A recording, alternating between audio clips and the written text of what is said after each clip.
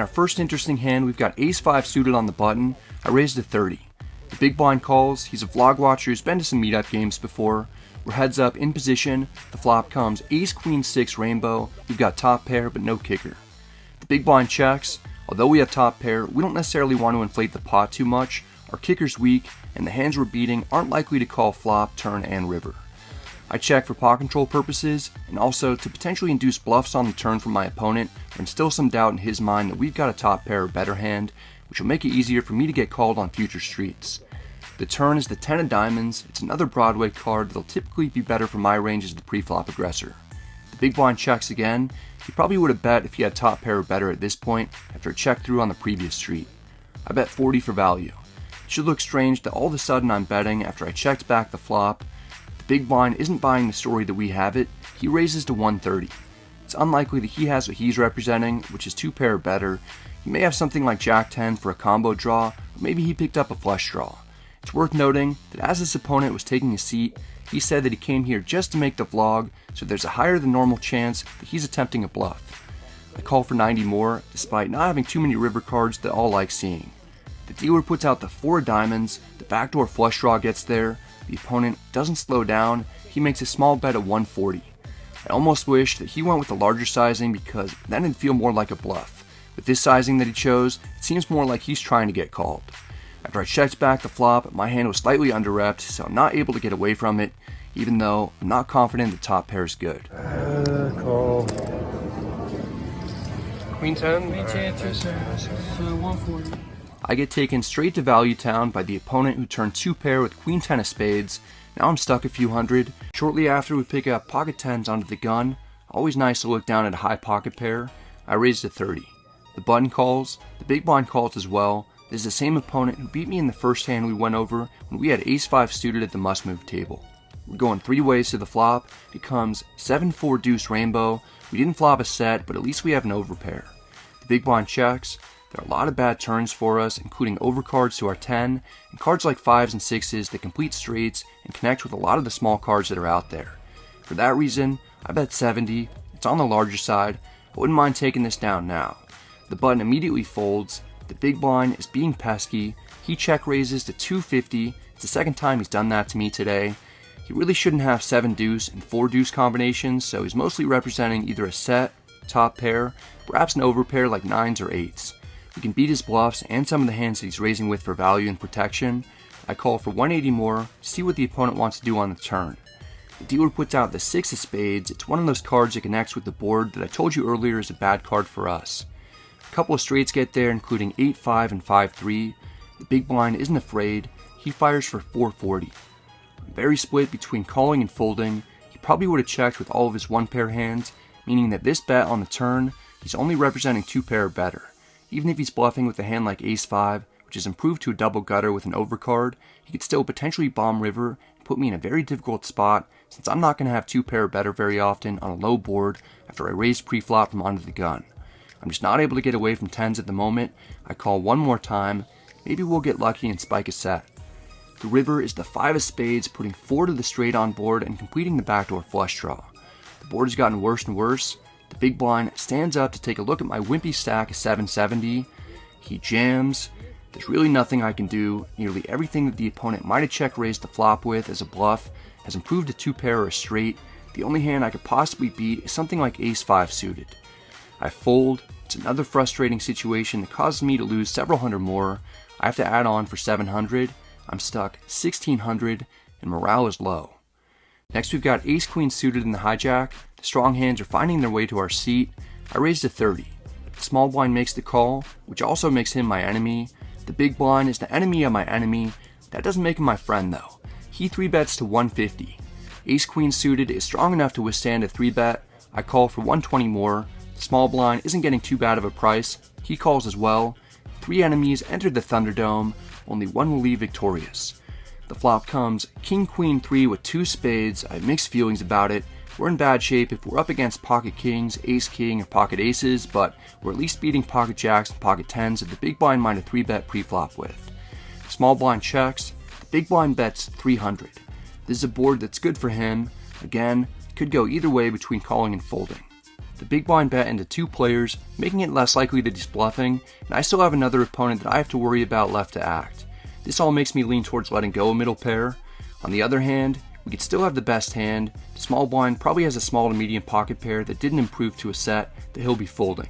He would have 3-bet himself. If he had a high pocket pair like kings or queens, he would have 3-bet if he had ace king or ace queen as well, and there are only 2 combos of king queen suited possible, so I don't need to worry much about him. I call 300, mostly looking for a heart on the turn in order to pick up a flush draw. The jack or 10 of hearts could be particularly good. The small blind folds as expected. There's a big pot that's now heads up. The turn is the 3 of diamonds pairing the board.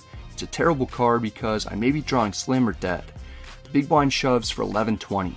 I can completely rule out him having a full house because he wouldn't want to scare me off a spade draw by ripping it in. It's very possible that he has something like ace 5 or ace 4 spades that we're beating, or best, he has pocket aces. This jam definitely feels bluffy, but I don't need to take this spot. I fold. It's another pot that goes the wrong way. We've been seeing a lot of those. I add on for 400 more. I'm in for 3,500 and I'm down 2,000 total. It's hard to feel optimistic, but I'm playing okay. I just need to make some decent hands and I might be able to recover. We're dealt pocket kings in the small blind. This is exactly the kind of help I was looking for. It folds to me. I raise it to 40. A lot of my happiness level is dependent upon whether or not the big blind calls. There's a lot riding on his decision. I'd hate to get a monster and not get any action while I'm stuck piles. He doesn't want to let us down. He calls for 30 more. We're heads up out of position. The flop comes 9-6-5 with 2 hearts. It's a wet board that could have easily connected with the big blind's defend range. I've still got a great hand. I'm going to bet until I get raised. I go for a large sizing of 60. If the opponent has 2 pair or better, I expect him to raise at a high frequency. He calls, indicating that he most likely has 1 pair or a draw. There are a handful of scary turn cards. The dealer puts out the 5 of clubs, which I feel neutral about. There are definitely some trip 5 combinations in my opponent's range, but I'm sticking with the plan to bet. I put in 140 for value. The big blind doesn't need to talk to the manager. He's okay with the price he's getting. He calls. The big pot is brewing, and there's no reason to believe that we're not best. The river is another 5, giving us a full house the hard way. Missed flush draws won't be able to call a bet, so I could make an argument for checking to induce a bluff, but I'm too concerned that the opponent might check back a hand that could call a bet. I go with a large sizing of 400 to target smaller full houses containing a 9. The big blind clearly doesn't like seeing us wager that much money. He doesn't snap fold though, so he must have at least a full house. I can tell that we've got him beat. Deep down, he knows as well. He just can't get away from it. You call. Show them. Our kings are best. We get the victory. The opponent doesn't show, but he'd later tell me that he had pocket 10s. I'm not sure if I fully buy that story since I would have expected the hand to play slightly differently. I have other things to be concerned about though. I'm mostly focused on getting some more money back this session to limit the damage. Even with this win, I'm still down almost a buy-in, which may be too hard to fully recuperate. Just a few minutes later, we've got king 10 suited under the gun. It's the worst king that I'll open from early position. Still, it's good enough to play. I raised to 30. Under the gun +1 needs some revenge. He's the same opponent that we beat in the last hand with kings. He calls. We don't really want to play a big pot out of position against multiple opponents, but we're not off to a good start. Under the gun +2 calls with his big stack. Luckily, the calling stops there. We're going 3 ways to the flop. The dealer puts out king jack with 2 clubs. We flop trips in a multi-way pot. Finally, we're making some big hands. Usually I bet small or check on this board under these conditions. I don't feel like doing that at the moment. I mix it up and bet 60. 60 may not have been enough. Under the gun +1 isn't afraid. He calls. Under the gun +2 also wants to remain in the hand. He calls as well. It's really bizarre to get called in 2 spots on this flop. Maybe one of them has a jack and the other has a big draw of some sort. It's also possible that one of them flopped a boat or has king-queen. We need to proceed cautiously. The turn is the 9 of hearts. We pick up the straight draw. Queen 10 gets there, which was the most likely straight draw that we'd be up against, and with 2 opponents having position on us, I check for pot control. We'll gain a lot of information from our opponents by seeing what they do on this street. Under the gun +1 checks. I can rule out him having a straight or better because he would have bet with his strong hands. Under the gun +2 follows suit. He checks as well. Our trip kings is very likely best as long as we're not up against king-queen, which is still a possible hand that one of our opponents could have.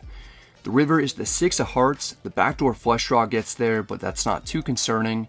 I bet 140 to target hands containing a jack that either opponent could have. Under the gun +1 appears to want to call badly. It's tougher for him knowing that there's another player left to act, and me taking him to Value Town with pocket kings is a memory that's fresh in his mind that he probably doesn't want to relive quite so soon. He folds. Under the gun +2 has already had ample time to consider what he wants to do. He's content to wait for a different spot. He also folds. We win another pot in a short amount of time. It's not all that large, and momentum, in theory, shouldn't be real in poker. I definitely feel much better after winning a few hands though. I'm now only down a much more manageable 1100.